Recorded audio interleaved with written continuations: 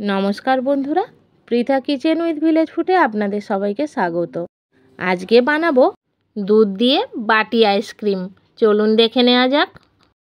বাটি আইসক্রিম বানানোর জন্য আমি 500 গ্রাম গরুর দুধ নিয়েছি। একটা কড়াই বসিয়ে দিয়েছি, কড়াইয়ের মধ্যে দুধটা ঢেলে দিয়ে জাল করে নেব।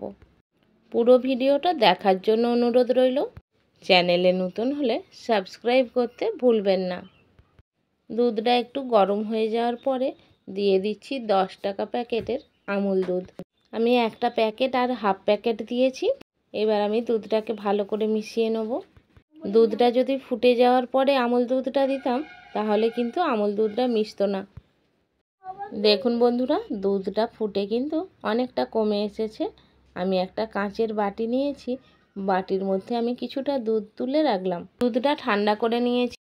ঠান্ডা দুধের মধ্যে 2 চামচ ময়দা দিয়ে দিচ্ছি। ময়দাটাকে দুধের সাথে খুব ভালো করে মিশিয়ে নেব, যাতে একটুও ডালা না থাকে। দেখুন বন্ধুরা, মিশে গেছে একদম। দুধটা ফুটে ফুটে অনেকটাই কমে এসেছে।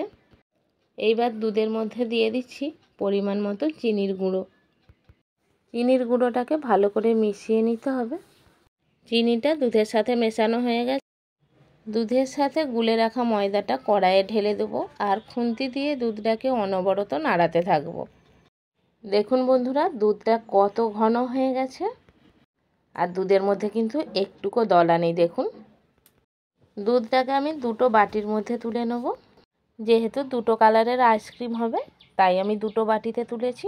একটা বাটিতে 4টে এলাচের গুঁড়ো দিয়েছি আর একটা বাটিতে দিয়ে দিলাম কোকো পাউডার। কোকো পাউডারটা ভালো করে মিশিয়ে নেব। যদি কালার না হয় আর একটু দেওয়া যেতে পারে। আমার ভিডিও যদি ভালো লেগে থাকে বন্ধুরা, অবশ্যই লাইক করবেন, প্রচুর শেয়ার করবেন, যাতে সমস্ত বন্ধুর মাঝে আমার রেসিপি পৌঁছায়। কোকো পাউডারটা দিয়ে একদম চকলেট কালার হয়ে গেছে। আর এই পাশে আমি 4টে বাটি নিয়েছি। কোকো পাউডারের দুধটা আমি বাটির মধ্যে প্রথমে ঢেলে দিলাম। সব বাটিগুলোই কিন্তু একই সমানভাবে দিয়ে দেবো। দেখুন বন্ধুরা, সব বাটিতে একইভাবে আমি দিয়ে দিয়েছি।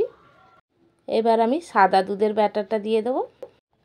আমার এই সুন্দর রেসিপিটা কেমন লাগলো অবশ্যই কমেন্ট করে কমেন্ট বক্সে জানাতে ভুলবেন না। দেখুন বন্ধুরা, সাদা দুধের ব্যাটারটা মাঝখানটায় ঢালছি। দেখতে কি সুন্দর লাগছে না বন্ধুরা? কয়েকটা কাজু ছোট ছোট করে কেটে নিয়েছি। দুধের ব্যাটারের উপরে ছড়িয়ে দেবো। একটুখানি সময় হাতে নিয়ে যদি বাড়িতেই আইসক্রিম বানানো যায়, বাড়ির সবাইয়েরও ভীষণ ভালো লাগবে আর নিজেরও মনটা দারুণ লাগবে। দেখুন বন্ধুরা, রেডি হয়ে গেছে। এবার আমি ফ্রিজে দেবো আইসক্রিমটা জমাট বাঁধার জন্য।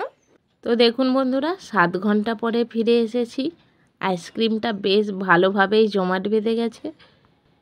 সত্যি বন্ধুরা, ভীষণ ভালো লাগছে। আইসক্রিমের চামচ দিয়েই আইসক্রিমটাকে আপনাদেরকে কেটে দেখাবো। দেখুন বন্ধুরা, আইসক্রিমটা কতটা জমাট বেঁধেছে।